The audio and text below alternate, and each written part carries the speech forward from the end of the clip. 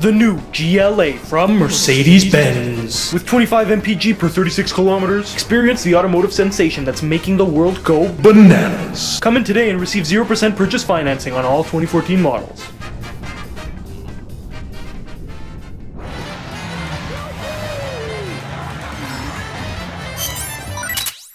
So this video is going to be a little different than what you may be used to from me. As I've been saying for the last little while, school's starting up for me soon. In fact, by the time this video is complete, I'm already back at school. As I've already said, my current format takes way too much time to produce from start to finish. So in response to that, I've come up with two new formats for videos that I feel confident enough I'll be able to produce while keeping up with school. The first one of which is this, going through a series and analyzing the changes they made and how they affected the game. Honestly, the only idea I really had for this was Mario Kart 8, so don't hate me if this is both the first and last video of this type. So without further ado, let's take a look at Mario Kart 8 in relation to other games in the series. Luigi Kart 8!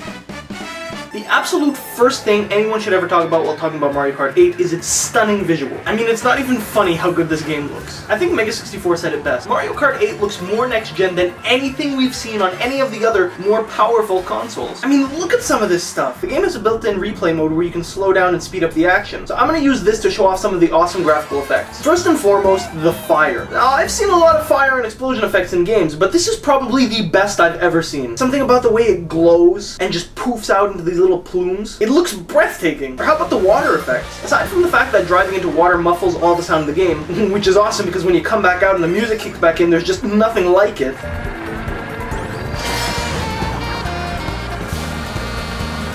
But also, it makes the character's clothes wet and reflective, which for some reason looks really good. I mean, just look at Mario's hat over here. Or check out how driving on some surfaces like sand or clouds will leave tire tracks. If you drift and some of your wheels aren't touching the ground, the tracks will reflect that. Look, check this out. The stuff will actually get stuck in your tires. On big off-road tires, it looks okay. But what's really cool is when the sand gets stuck in the slick tires. I mean, it looks like you're dragging a piece of rubber through some sand. The attention to detail is just incredible. Tire tracks can also be made on normal gravel roads depending on boosts and drifts and stuff. Speaking of boosts, when you do, there's a trail of fire left behind. It looks sort of like Back to the Future. I also like the use of blurs for objects out in the distance. There is one small problem with the replay mode though. The replays you watch aren't actual videos, they're dynamic somehow, and there's a few bugs because of this. Let me just apologize right here because I'm using a natural light and I have to turn off the air conditioning because it makes too much noise, so I'm sweating because apparently it's really hot today in Canada. So, like, sometimes when you rewind to see a shot again, the camera's direction has been changed just a little bit. Or here with the tire tracks. When playing it forward, the tire tracks appear behind your wheels. When you jump backwards quick, you see them still displayed in front of the car. It's even more noticeable with the flaming tracks. Time and time again, what I find myself thinking is that this game looks less like a game, more like a 3D animated movie. You know, the sort of thing you'd expect from Disney or something. That's how good it looks. It's arguably one of the best looking games I've ever seen. And sure, maybe it has the benefit of a cartoony style, which is obviously easier to make stand out, but it looks to me like it goes beyond that. I think a big part of it is due to the characters actually holding their items out in their hands now. In Mario Kart 7, items would appear in a little bubble on your screen. And if you wanted to see what items the other players had, you could take a glance at the bottom screen. In Mario Kart 8, however, while there is a similar feature using the gamepad screen, but like, I mean, who plays with the gamepad? Waste the battery, right? The better way to tell which items your opponents have is to just look at them. Each character will hold out their item, displaying it to the world, and when they want to use it, they'll physically throw it, which is really cool because it also breaks a video game norm used by Mario Kart for generations, a hidden inventory. Displaying items this way serves to give the game a much more cartoon feel. Like, this is what cartoon characters racing would look like. No hidden items. Now, the whole item holding thing does lead us to the first major change in the Mario Kart formula, the removal of item hogging. It's common knowledge that you can hold an item outside your cart while driving, protecting you from any projectiles that may come from behind you. However, in previous games, holding an item outside the cart counted as using it. So you could be holding one out and keep another on standby for when the other one is used, essentially keeping you completely protected for up to 2 hits. This technique was extremely useful to hold on to first place. At the front of the pack, you become the main target for almost all projectiles, so learning how to guard against that was extremely important. In Mario Kart 8 though, only one item can be held at a time, and it will only disappear once it's launched. While holding on to first place has become more challenging, it's also become more fun. I mean, great, I can win almost every race by doing this, but I'm not having fun. There's no action going on. It's no fun for me or anyone who's trying to pass me. Now, obviously the point has been made that this punishes competitive play and gives more room to casual play. I, however, would argue that Mario Kart races have never been about competition, and anyone who's ever taken it that way, including myself, has been ever so wrong. Mario Kart, at its roots, is a racing game with gambling elements. I mean, it's no secret that the item boxes make slot machine sounds. So racing, sure, that can be competitive, but what makes Mario Kart special is the items. And the fact that playing a slot machine can't be competitive means that Mario Kart shouldn't be either. Mario Kart is about having fun with a couple of friends. Mario Kart is about casual play. No matter how much longer I've been playing Mario Kart than my sister, there's always going to be that one race where the luck isn't on my side and she wins. Great, you can master all the driving mechanics like drifting and frogging and whatever, but in a race, this is all overshadowed by the effect of the items. That being said, without items, Mario Kart becomes a purely competitive game. For example, the time trials, a mode strictly about completion time, where there are no other racers or items. That's hands down competitive, sure, and that's why it's the only part of the game that has its own online worldwide leaderboard. So, back to first place. Holding on to it has basically become a game of chance. The player in first place is essentially playing a whole different game than anyone else at this point. Sure, you might have a banana or a green shell protecting you now, but once it's gone, you're in trouble. So every time you're coming up on a wall of new item blocks, you have to make a decision. Is it worth dropping what I have now to have a chance of getting something better? Or do I just play it safe and keep what I've got? The decision is tough due to the addition of new items, as well as the new broader range of items available to the player in first place. Again, everybody knows that the best items in the game are available only to the players dragging behind, as a way for them to potentially catch up. But until this game, first place items were mostly bananas and green shells, and on the rarest of occasions, maybe a red shell. Simply put, defensive items. Now though, at least from my experience, the best item I've ever been able to get while in first place is the 3 red shells. Arguably one of the most useful batches in the game. However, there's also a new item, the coin, that should be feared above all else. Getting the coin allows you to give yourself a single coin. Coins were added in Mario Kart 7 and serve an important purpose. By collecting coins, your kart's maximum speed increases. Being hit by an opponent causes you to lose 3 coins, thus also reducing your kart's maximum speed. 10 is the max. So a player should try to focus on getting all 10 of them within the first lap of the race, if they want any chance of winning. So if you're in first place, odds are you already have 10 coins. Getting a coin from an item box is not only useless to you, but also makes you defenseless, because coins can't block any incoming projectiles. So sure, maybe you think you can trade the banana in for 3 shells, which would obviously be good, but what a shame it would be if you got duped with a coin instead. That right there is gambling. And to clarify, not competitive gambling like poker or something. Gambling based on random elements. Slot machines. Non-competitive, but fun. Ooh! You can disagree with me. You can argue that against me. That's totally fine. This is my own opinion, obviously. But that, in my opinion, is why, you know, go play races online and you see how casual everybody is, and go try to do time trials online and then you're dead. It's over. To top it off, another item that used to be a godsend to first place players, the 3 bananas, has been changed. Rather than trailing behind you like before and blocking at least 3 projectiles, they now spin around you like the shells, meaning that if an opponent knocks one off, you have a weak spot. So, one thing remains. The blue shell. The blue shell is a staple of the Mario Kart series. It's commonly acquired by players at the back of the race, and it has one main purpose: to zip all the way to the player in first place and blow them up. Now for the first place racer, the strategies for reacting to a blue shell have become pretty standard. For example, if you know a blue shell's coming at you, one of the best things to do is hit the brakes right away. Now if you're lucky, one of 2 things will happen. Hopefully someone else will pass you and claim first place, making them the new target of the blue shell.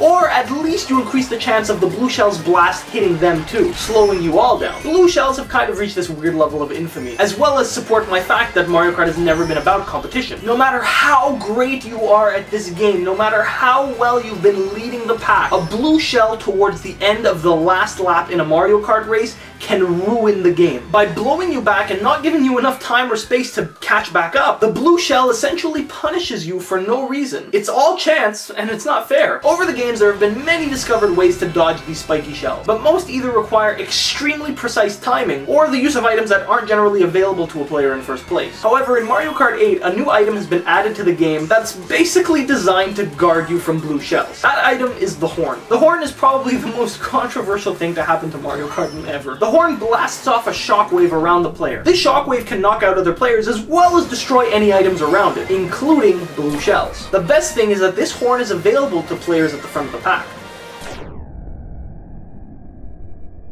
Now, when you get hit by a blue shell, you get a text message.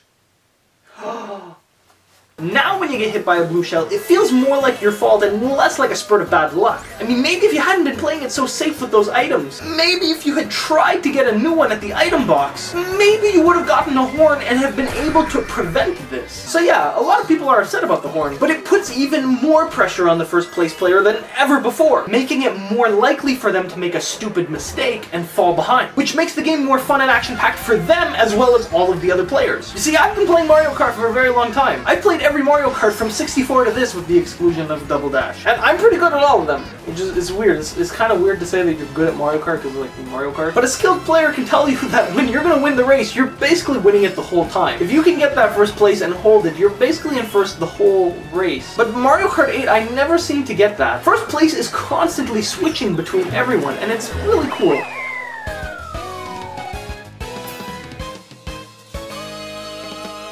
Oh, by the way, there's this zero gravity thing. Probably should have mentioned that earlier, eh?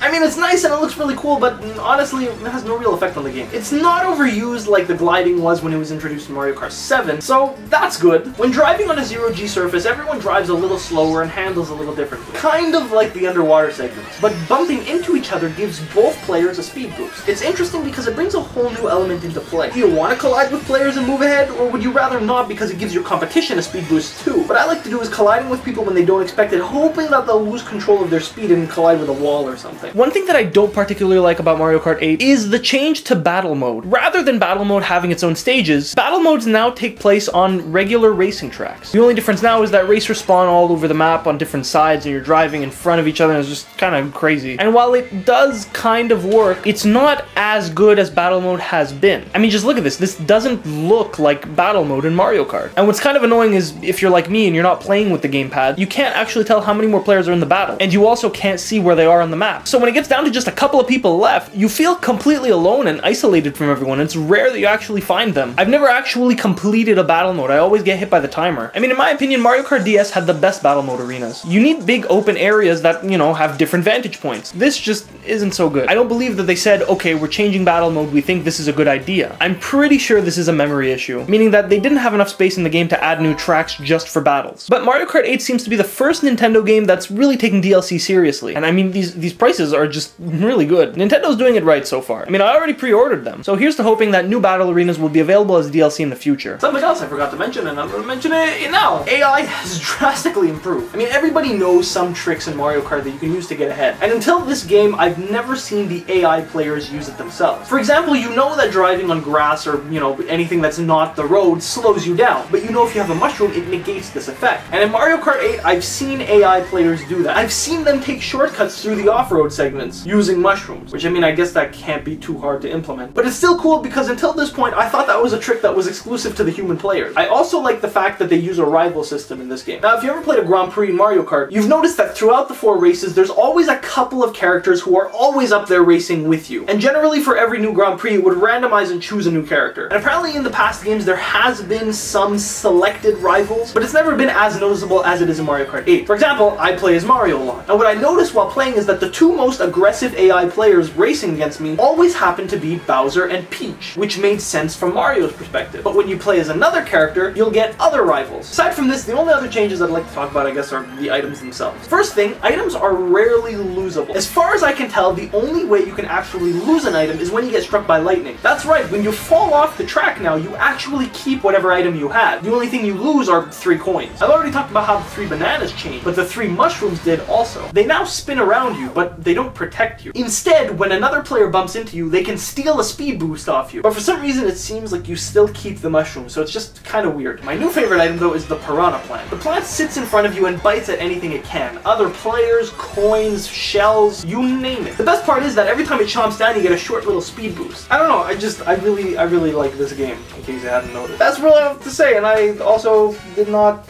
make myself a conclusion to this, so... that's the end of the video. Bye!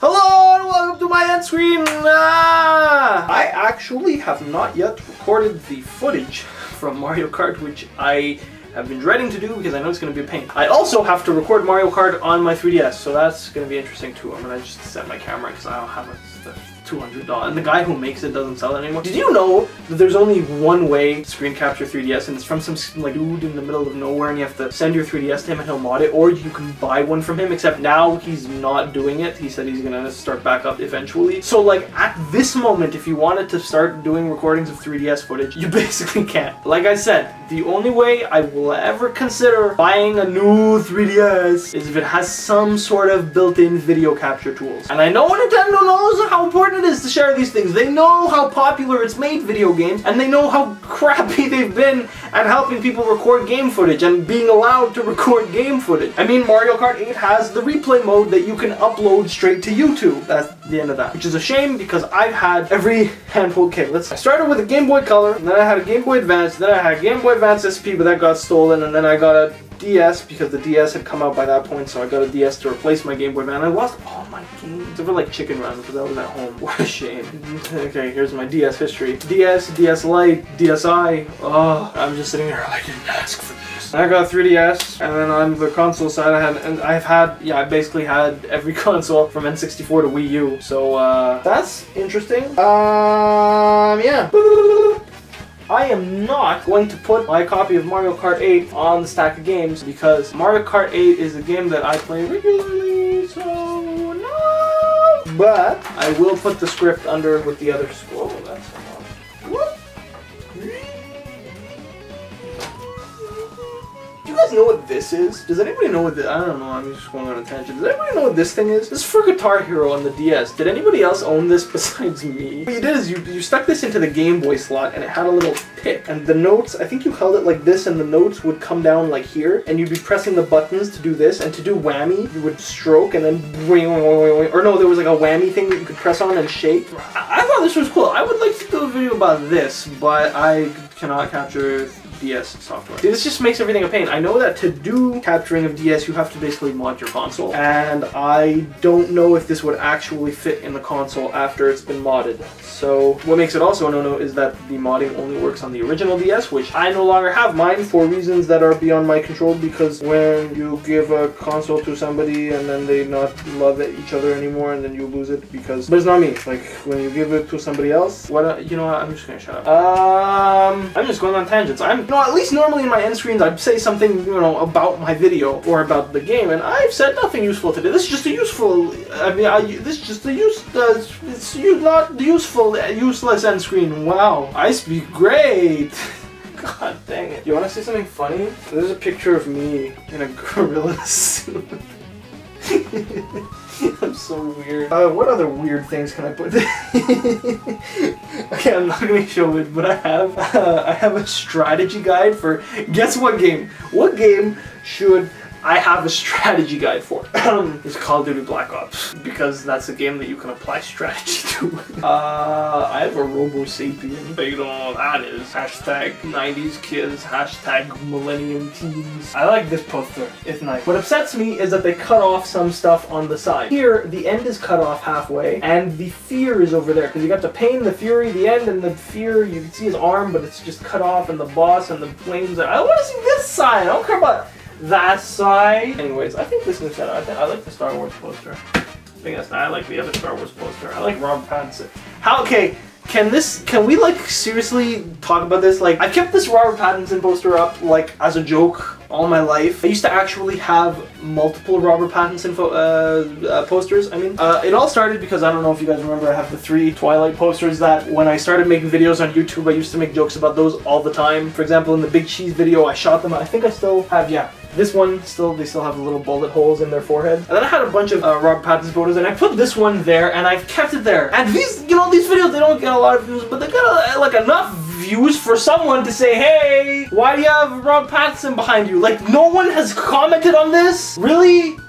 Really? Like, I'm sitting in my room talking about Mario Kart, talking about Battalion Wars and Excite Trucks and StarFox, and nobody mentions that I have this? God, say, you wanna hear a funny story though? I used to have a bigger poster than this, and see, I put it over my bed, and because it was the only place to put it anymore, because I have a lot of posters in here. It was a very large poster. It was a poster. Eventually, is it still behind my door? No, it's not. Anyways, eventually what I did is I put it behind my door, and it's the width of my door, and it's pretty tall too. So this poster was right over my bed, and the problem is I don't put enough tape on my posters. So one day, or night, I was sleeping, and then I was awoken to something. I heard something rustling around, and then I opened my eyes. And it's just, you know, it didn't register at first that I had put up a poster and the poster could possibly fall, but I see Robert Pattinson's face upside down because the poster was falling this way, and I was just, I've never been more scared of anything, ever. And then I realized that a Robert Pattinson poster fell on me in the middle of the night, and I was like, I should really take a look at my life. Anyway, that's stuff for this end stream that has nothing to do with anything. You know what? At least the video is shorter. This video script was 3 pages. That's it. I'm just gonna stop talking.